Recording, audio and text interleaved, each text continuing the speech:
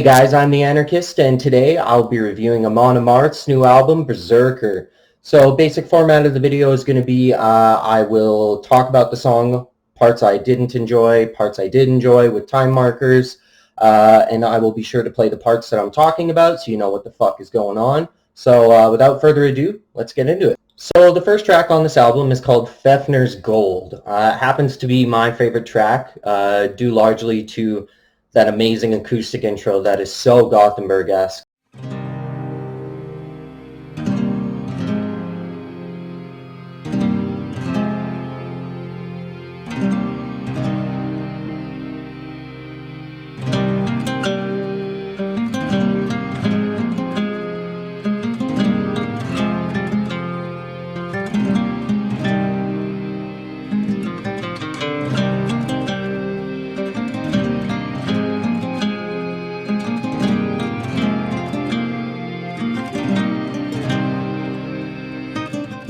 Really reminds me of Dark Tranquillity, In Flames, you know, At the Gates, all those Gothenburg heavy hitters that we've become so familiar with over the years. The chorus is fucking awesome, especially the choke point with just the vocals starting us off. It's really awesome.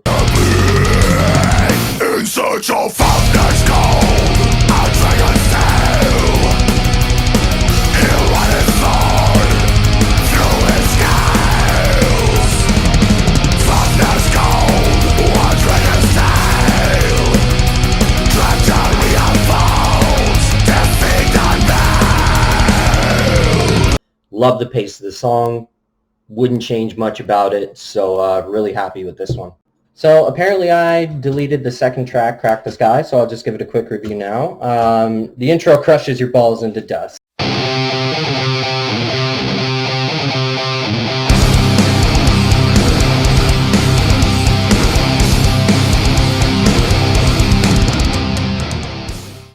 It's fucking awesome. I love the pace of the double kicks. My fiance's laughing in the background at me. How they're not constant all the time, really. That's the guitar cut through there. The second half of the chorus is really awesome as the snare picks up pace. Definitely gets your head bobbing along with it.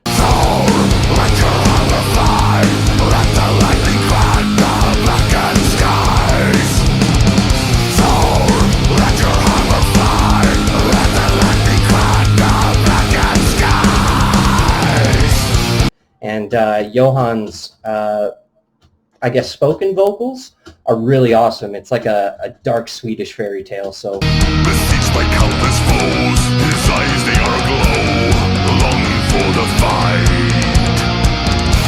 He stands upon a mound, doesn't aim to throw, just lets the hammer fly. Really like this track as well. Third track is called Mjolnir, Hammer of Thor, and this one really caught me off guard at first. The three guitars playing that sick harmony together really brings me back to the days of Iron Maiden and in their heydays and Judas Priest and whatnot, that classic 80s metal sound.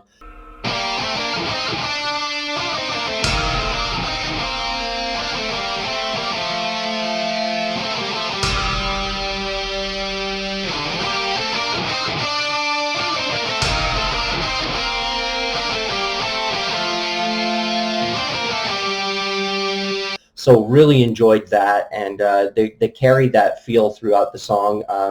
I believe the riff comes back during the chorus, which, man, these guys in writing choruses, they know how to write a good fucking chorus. Treasures will be forged for the arms of gods, a spirit ring for the Asgard king. But fighters of them all, the crusher in discord.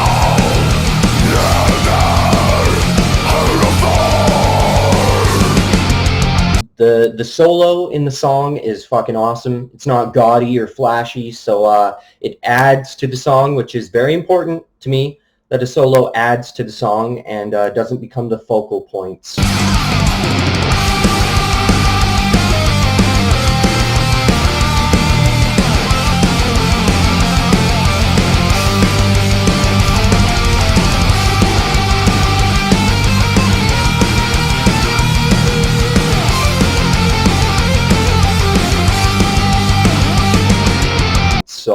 really enjoyed this track. Almost wish it was a bit longer, to be honest. Just, man, that chorus is awesome.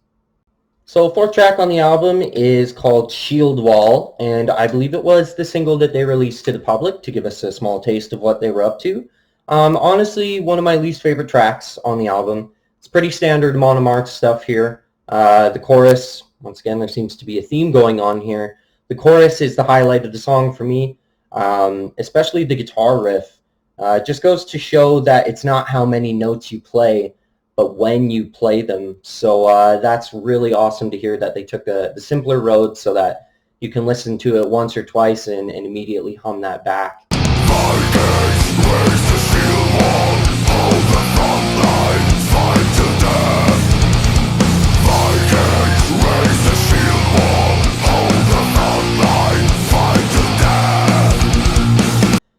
Really smart choice there. Johan's Vox later in the song, or vocals for the abbreviation, are really sweet. It's like listening to a Swedish fairy tale. Really enjoy that, and it brings me back to their older albums like Versus the World and stuff like that. A chain is never stronger than its weakest link. We'll hold this wall together. Our hearts will never say. Yeah, kind of standard for me, but listenable, absolutely. Fifth track on the album is called Valkyria. This track, right out of the gates, has an interesting pace to it with the drums kind of setting that up for the rest of the band to follow. Really cool stuff there. Take one.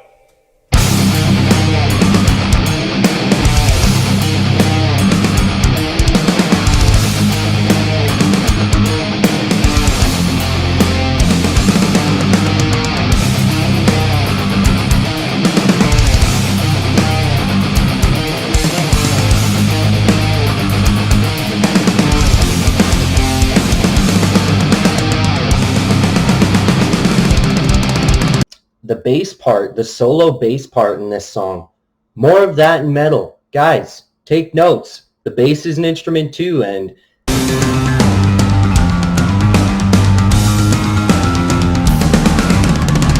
sure enough, it's my favorite part of the song next to, of course, the piano at the very end of the song, which really caught me off guard. I don't think I can ever recall Amon Amarth using piano to this effect, or at all for that matter. So I was really shocked to hear that and instantly loved the whole track after I heard that part. So well done.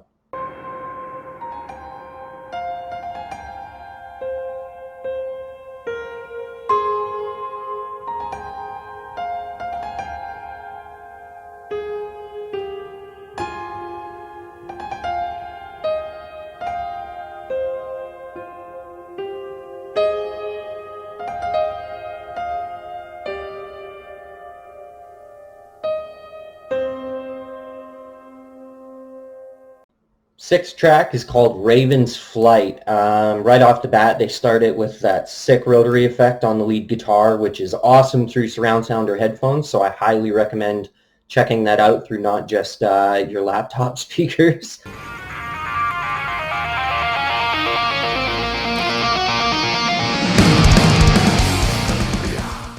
The riff at 102 is a fucking banger. It is impossible. I dare you to try to not bang your head at that part. It is just fucking sick.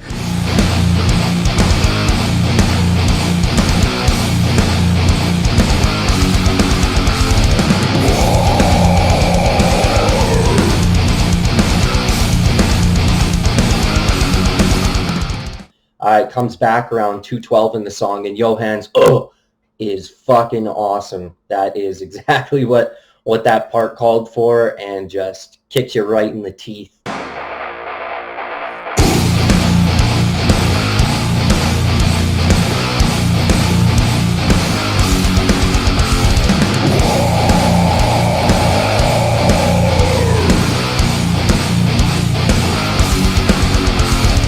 I was also really surprised by the drum fill at 408, which is really awesome that They're kind of giving every artist in the band these little parts of songs to just be alone in their playing. I really enjoy that, and I think it just reminds people that there's more to a metal band than just the fucking guitars. I believe we're on the 7th track now, which is Ironside, which, first of all, sick name for a song that instantly caught my eye when looking at the back of the album cover there. The intro, love me some clean guitar. Once again, they're flexing those melodic Gothenburg muscles, so I really enjoy those parts.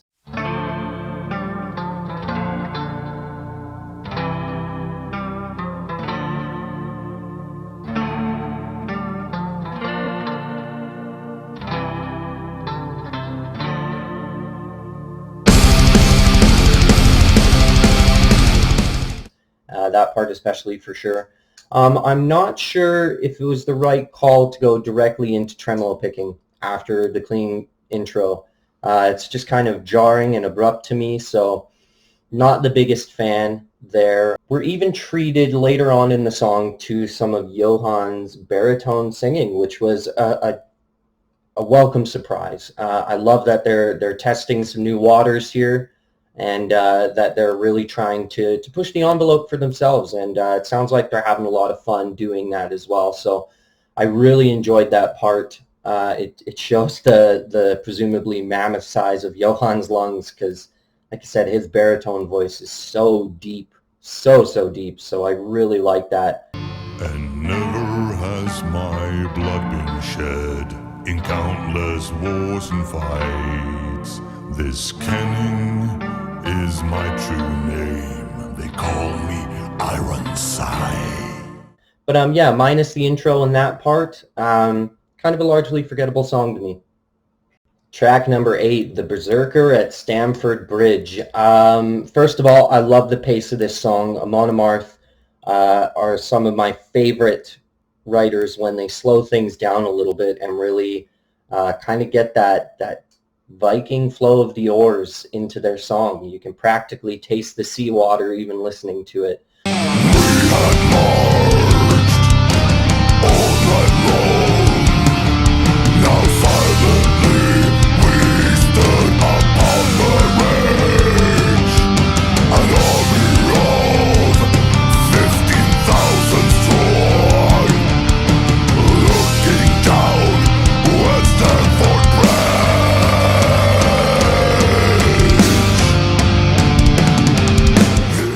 So that was really awesome to hear them slow it down a little bit for sure. The bass guitar in this song is super clear, which I really enjoy, because lots of metal bands love to just fucking drown out the bass guitar for whatever reason. I have never been able to figure it out myself. The solo is my favorite solo on the album, and it just goes to show that you don't have to be the fastest to sound the best.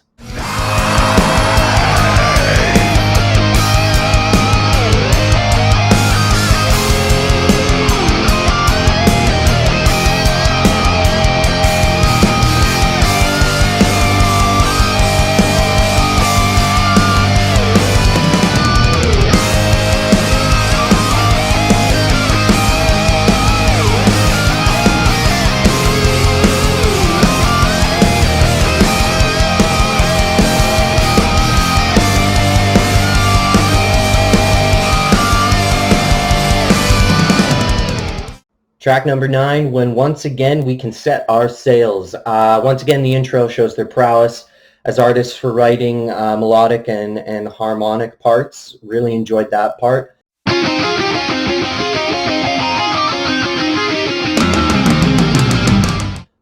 Other than that, it's kind of largely, it's okay. It's not forgettable. It's okay. So I'll just leave it at that, and we'll move on to the next track. Track number 10 is Skull and Haiti. This is probably my second least favorite track on the album. I'm not really a fan of the blistering pace of it.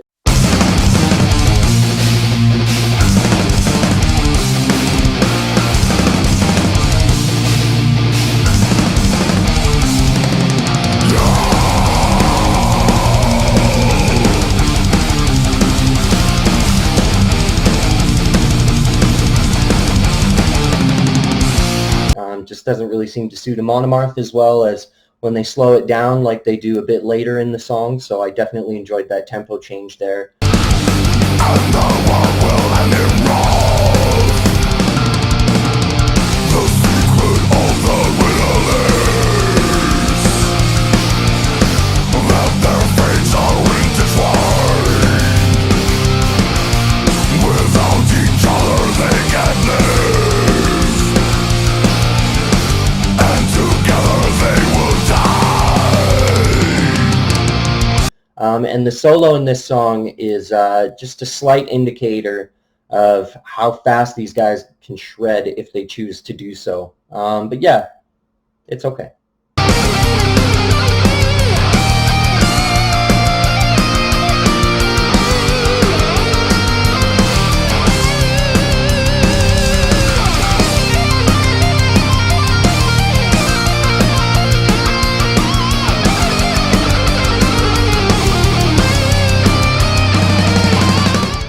Track number 11, Wings of Eagles. I love the tom rolls in the beginning. They're super rad paired with the guitars.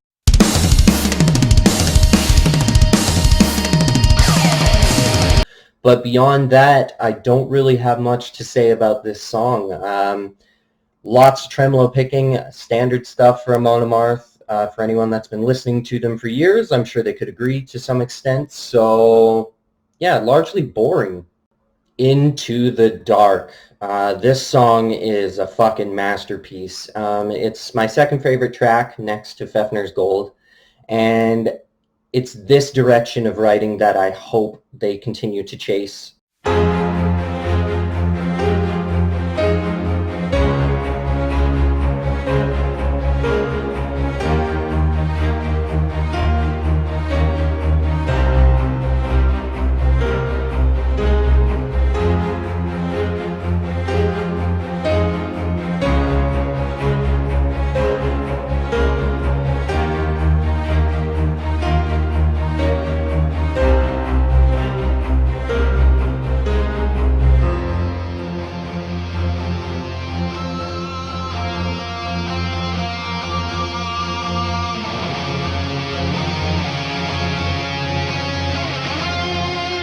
I really enjoy everything that they brought to this song. The pace of it, Johan's booming vocals, the guitar riffs are melodic yet simple to grasp. The riffage at 253 is so damn cool. It's a really well thought out piece that instantly made me want to grab my guitar and tab that riff out. So props to them for that one.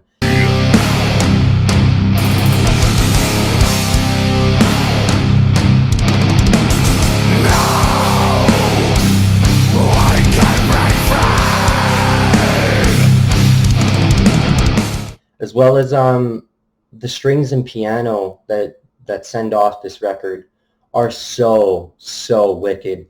I really enjoy, like I said, this direction that they're experimenting with, and I really hope that we get to hear more of it, as it's a treat to the ears.